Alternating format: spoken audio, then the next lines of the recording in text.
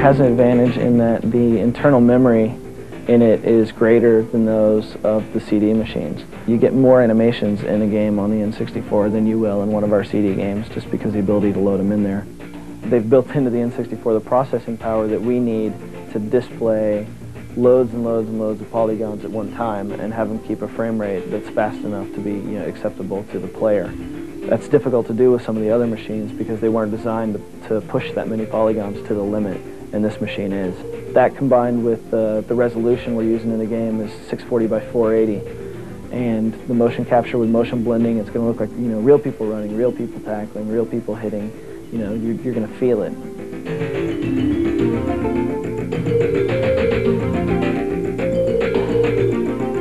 Early black and white movies versus Jurassic Park. I mean, really, there's that much of a distinction. What the artist can produce, it starts to look realistic. A racing game's got to feel fast, it's got to run fast. You don't want it lagging and dropping frames, is the technical term. You really get a feel that you're driving around tracks at speed with the risk of catching air, losing control of your vehicle, tumbling and rolling. And in first-person point of view, boy, that can make you sick. It's really neat. Like when you're playing Saturn and PlayStation games, you put it in and you watch the demo. You know what I'm saying? Yeah, but the game ain't gonna look like this. It ain't gonna look like the demo. You watch this really nice rendered demo and everything, and then it goes to gameplay. Oh, dude, what happened to the picture? Well, where'd it go? You get it over on the N64, and with the filtering and the specular highlights and all that stuff, you're just like, whoa, yeah, that is bad, man.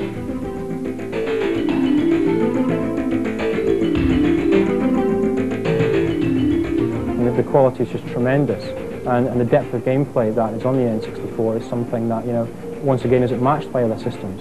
It's a very intricate piece of hardware, and it's very powerful. And I don't think you'll find systems can catch up. I mean, people will have to just, look to 64-bit and beyond in the future. So it just allows us to be a lot more creative and a lot more free in the game designs that we're working on.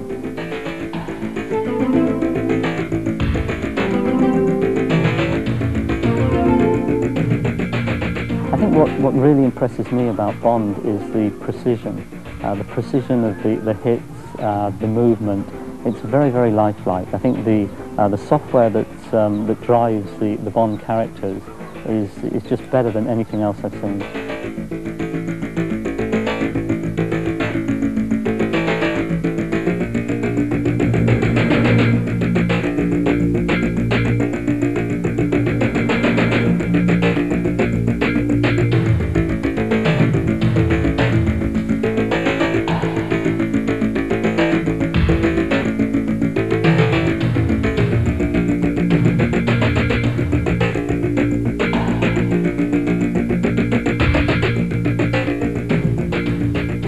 We love new technology. Now take the N64, it's a big leap over the current range of 32-bit platforms. We want to be in there, so motivation is not only commercial, for our side it's creative.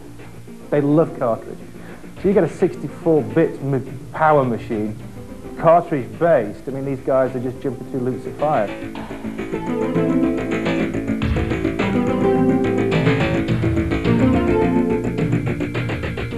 My dream is to make the motion completely seamless and feel like you have complete control of the character and you can do anything, the thing that you think you want to do, you do in the game. We brought Ken Griffey in to do some motion capture for us.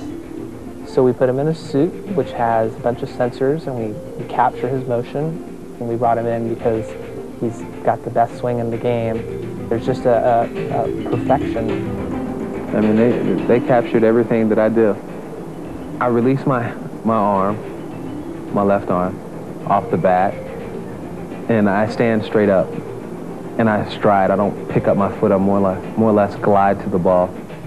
Starting pose matches the starting pose, and the ending pose matches the ending pose, so that we're going to have seamless gameplay. You're not going to see where one move starts and another move ends. Game players are going to experience virtual reality baseball. It'll be so close to what they see on TV or what they see in the ballpark that it's going to blow their minds.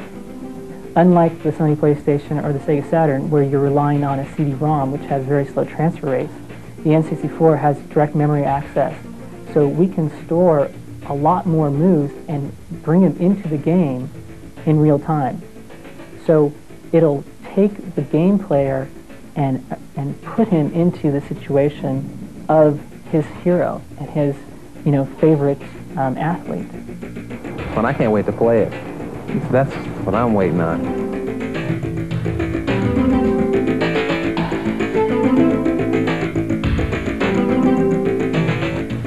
Computer, you can have games with pre-rendered sequence like a little movie in the game, but little movie is a bit Mr. Spielberg business. It's not really our business. Our business is interactivity, it's playability. And N64 hardware with SGI and chipset in it is so powerful that it's really delivering what we are waiting for in terms of design. And for the collision, we decide to have something really impressive, that you can have a collision with another car which is in collision with many other cars, and the result is believable.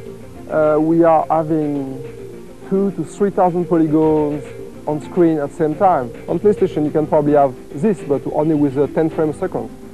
In Lamborghini we have 30 frames a second.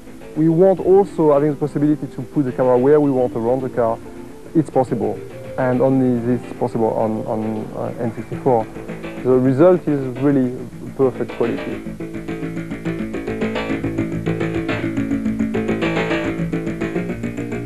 Now we have the N64, and we're only at the tip of the iceberg as far as performance of the machine and what you can actually do with that. An artist has to have the ability not only to be able to sketch in 2D, but now to visualize a character, an object, a background in 3D.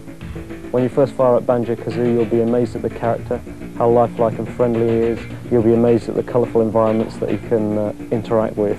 I think it's just a whole pleasure experience when you play it. Suddenly we're in a fairy tale environment. The characters look and feel real. It's true, kids do expect a lot more from the machines nowadays, and that's exactly what the market should be doing, and the software company should be doing, is providing that software.